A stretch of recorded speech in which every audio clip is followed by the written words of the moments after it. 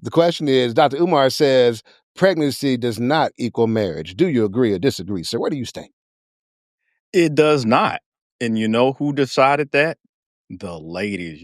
I'm going to hold you accountable in season 6. You know why? Because I am pro marry before you carry. But the lady decided, no, we want to, even though we have 12, 25 forms of birth control, we still want to get made single mothers by the Grand Rising Queen delegation, the Hotep brothers and various other brothers. That's just not the price of marriage anymore. To Nick's point earlier, holding the kid hostage. Listen, if you want to shoot up the club, if you want to feel all the fullness of my glory, then you have to marry me. Those days are over. You're about 40 years too late. Umar said, listen, I told you I'm gonna marry you after I open the school. You being impatient. He told you that up front. And you thought I can weigh him out. Okay, the school isn't open yet. I'm getting a little up in age. Let me go ahead and try to trap him with this baby. And it didn't work out. You knew exactly who he was. Like in most cases, the guy's not gonna, put the ring on the finger, or you have it already. Married before you carry. You guys decided you didn't want to do that. So that's where we are. And I'm here for it. I'm here for the jokes. That's how I see it. That's cold. I'm just going to go ahead and say that's cold because you completely let the men have no responsibility in shooting up the club. But I understand because she got to carry the baby that ultimately she should have made the proper decision and made sure he was protected. I get it. And listen, we knew because Trump is back in office. He told the ladies, look, I'm cutting you off all the EBT and the welfare, all the decisions or the Supreme Court. He said, nut in me daddy season is over. They knew that. But he's also stopping women from having abortions and so forth. Yes. We don't want to go down this rabbit hole. Well, I'm just going to say, sir, stop. Jay, it's on you. All right, so you guys have covered a broad swath of this. You're coming from a bunch of different angles. I think it's really simple. I think that if you analyze the man they were trying to get, then you see that they didn't. Okay? Dr. Umar, I think he's poly anyway. But even if he wasn't poly, as a man in a relationship, he needs to set the tempo for the relationship. He cannot allow his partner to set the tempo for the relationship, because if he does, now she is leading the relationship, right? And that can cause all sorts of problems, and particularly if he is the type of man who espouses the beliefs that he's espoused in terms of a man's leadership in the household and his vision and executing the mission, right? So now, if it's 2 women, he can't let either one of them dictate the tempo, because then that would be disharmony in his future poly situation. You know what I'm saying? All he wanted was to vet them, and he did vet them. And what he found was they were impatient, because you know what? A lot of men are finding out women can fake it for a while. They can fake it for a while. They can fake it if they're getting what they want. But if you don't give her what she wants and you wait long enough, then she'll stop faking it. Or if you do give her what she wants, and yes, then she'll stop faking it too. But anyway, my point, I digress. That's some real stuff I just gave you. But my point here is I don't think that what he's doing is wrong.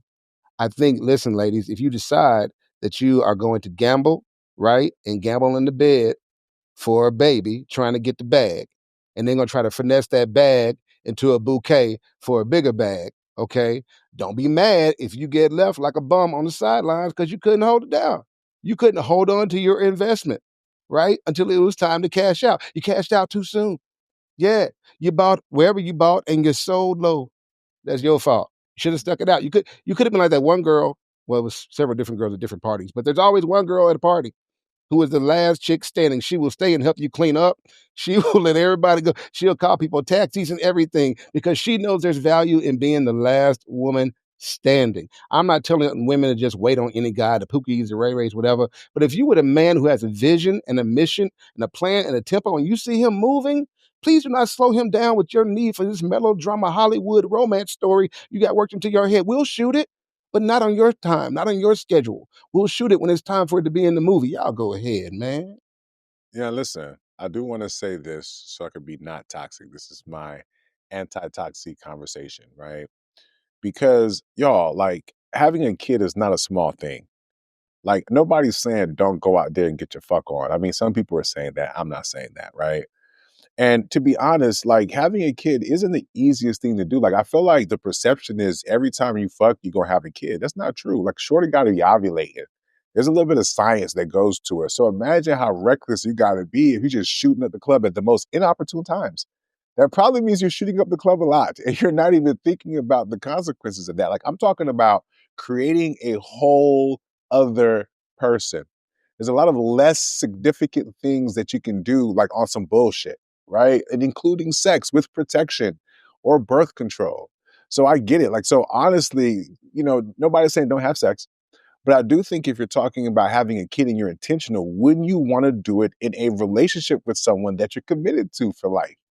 Right? Not saying they're always going to work out that way, but at least did I vet this person? Do they have good genes? You know what I'm saying? Right? Because that's important too. Does he got good credit? Like whatever you need to identify a human being that when it comes to like navigating life, which includes finances, et cetera, right? Spirituality, baby, growth, evolution, communication, emotional intelligence, like all this. I know it sounds hard, right? Like managing a relationship with another person, right? It sounds hard. But you want to do that with a child that you got to also feed and clothe and take care of. Like some of this stuff makes sense. So, ladies, if you can't see yourself finding a man, why you want to create one? I'm just curious. I'm sorry.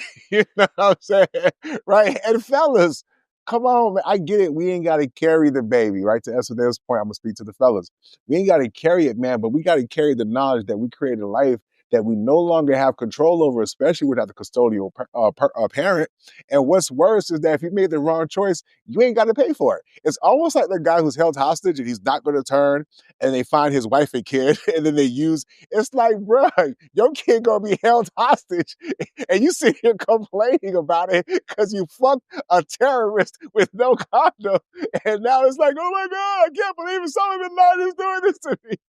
You know what I'm saying? You should fucking run into a goddamn building with your suicide bomber ass at this point. But my point is that no, guys, you can fuck and withdraw before you ejaculate. It's called the withdrawal method, right? It's not that hard. The more you practice it, the better off you can be about it, right? That's one. They got condoms. You know what I'm saying? Slip a player B in her drink the next morning. Hey, baby, I got you some coffee. I'm saying you gotta get creative. You know what I'm saying? Right? Refer to the disclaimer. You know, at week 13, she might take a spill down some steps. I'm just playing. There's a lot of things that has to, all I'm saying is there's a lot of things that have to happen before that child comes into this world, and both people should be responsible enough to not do that if they don't want that. And if they do want that, it should just make sense to try to do it with somebody who can help you, like a built-in babysitter. You know what I'm saying? Like when you've had enough, here, nigga, you hold the baby, right? Why do y'all do this to yourselves? It's crazy. But go ahead. I agree, Dr. Umar. Just because I dropped some seed in her doesn't mean I got to buy the farm. I can just come back there every now and then and visit my little plant and keep it moving.